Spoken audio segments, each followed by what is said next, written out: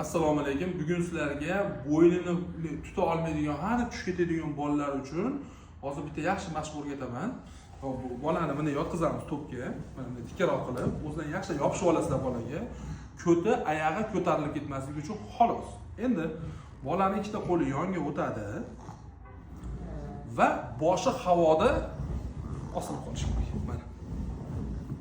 Ushandik. Bunday qilib qo'lni ushlab olasizlar. Bolani boshi havoda, havoga osilib qoldi va ahamiyat beramiz. Umurtqa pog'onasining ikkita yonida mnoгоразделная mышца bor. Ромбовидный, трапециевидный muskullar bor. Shularni stimulyatsiya qilamiz. Mana bunday esalaring bola trenirovka qiladi. Havo tiqilib qolmasligi uchun nafasi oldiroqqa yurib olaveramiz. Maqsad bolani boshi osilib turishi kerak. Mana shu ikkita joyni stimulyatsiya qilasizlar. Yengil barmoq kuchida qo'lni qo'yib, barmoqda o'zini kuchlanishida mana.